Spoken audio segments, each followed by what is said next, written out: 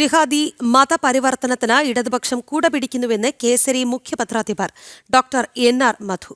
മുഖ്യമന്ത്രി പിണറായി വിജയനും കമ്മ്യൂണിസ്റ്റുകാരും ഇതിന് കൂട്ടുനിൽക്കുകയാണ്. ഹിന്ദു ക്രിസ്ത്യൻ പെൺകുട്ടികളെ ജിഹാദികൾ അവരുടെ പേറ്റ് നിലമാക്കാനുള്ള ശ്രമമാണ് നടത്തുന്നത്. ജിഹാദികളുടെ കയ്യിൽ നിന്ന് പണം വാങ്ങുന്ന മാധ്യമപ്രവർത്തകരും കേരളത്തിലുണ്ട് എന്നും ഡോക്ടർ എൻ.ആർ. മധു പറഞ്ഞു.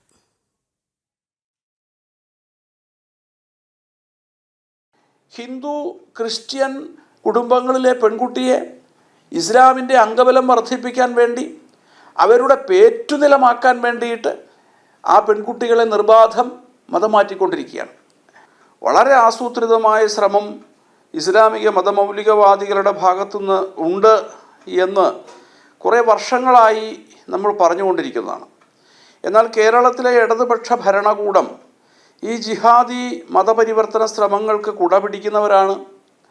കേരള സ്റ്റോറിക്ക് ദേശീയ പുരസ്കാരം ലഭിച്ച സമയത്ത് അതിനെ എതിർത്തുകൊണ്ട്, അതിനെ അധിക്ഷേപിച്ചുകൊണ്ട് ആദ്യം പ്രസ്താവന ഇറക്കിയത് കേരള മുഖ്യമന്ത്രിയാണ്. അപ്പോൾ അത് നമ്മൾ മനസ്സിലാക്കേണ്ടത് എന്താണ്? കേരളത്തിൻ്റെ ഭരണകൂടവും കമ്മ്യൂണിസ്റ്റ് പാർട്ടിയും വിശിഷ്യ കേരളത്തിൻ്റെ മുഖ്യമന്ത്രിയും ഈ ജിഹാദികൾക്ക് ഒത്താശ ചെയ്യുന്ന ഒരു പ്രവണത നമ്മൾ കണ്ടുവരികയാണ്. ജിഹാദ്, ലവ് ജിഹാദ് കെട്ടുകഥയാണ് എന്ന് പറയുമ്പോൾ കേരളത്തിൽ നിരന്തരം ഈ പ്രവർത്തനം നടക്കുകയാണ്.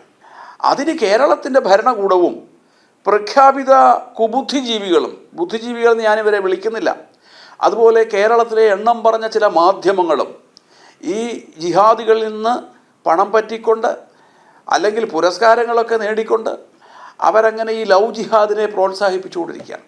ഇത് ഈ രാജ്യത്തിൻ്റെ ഡെമോഗ്രഫിയെ മാറ്റിമറിക്കാനും അങ്ങനെ സമ്പൂർണ്ണമായും ഭാരതത്തെ ഇസ്ലാമീകരിക്കാനുമുള്ള ഒരു ഗൂഢപദ്ധതിയാണ്. ഇതിനെ എന്തു വില കൊടുത്തും ചെറുത്തു തോൽപ്പിക്കേണ്ടതാണ് എന്നാണ് ഈ സമയത്ത് സൂചിപ്പിക്കാനുള്ളത്.